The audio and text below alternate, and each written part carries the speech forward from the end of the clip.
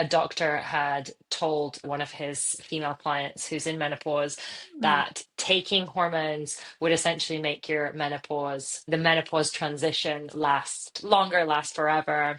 And so mm. I thought that was kind of an unusual take, not one I'd heard before. And so I wanted to get your kind of 2 cents on it.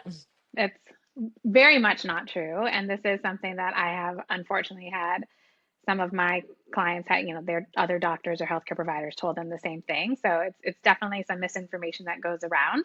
Ideally, when we're using hormones, especially if someone's not yet menopausal, the idea is that it makes that menopausal transition so much smoother for someone. We have less of those ups and downs because it's the ups and downs of our hormones that cause symptoms. If we're having hot flashes or moodiness, it's because of those fluctuations.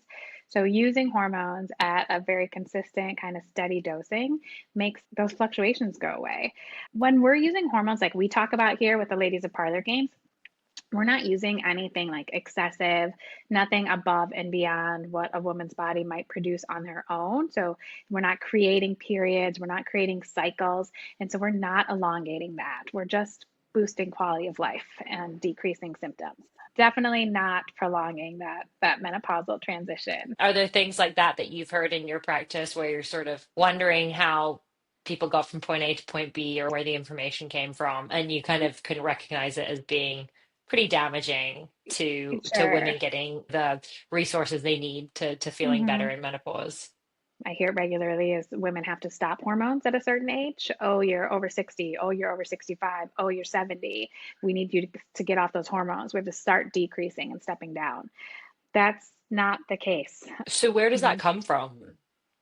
That comes from the Women's Health Initiative, the studies from the Women's Health Initiative, where women were taking an oral estrogen and maybe a progestin. They weren't using progesterone, their estrogen wasn't topical, and in that approach, they saw an increase in cardiovascular risk, especially as women were older. So we don't do that anymore. Landscape is so different from what it was in that study decades ago. But like we've talked about before, kind of the updates, the new information, it's really slow to get to doctors. There's still, we still have generations of women who were around for the Women's Health Initiative, who were denied hormones or who had their hormones taken from them because they were of a certain age that are still here to tell us, oh, no, you can't do that. So I think it's not only doctors, but our own moms, our grandma that are saying, oh, no, that's dangerous. You can't do that. That's just not the landscape anymore.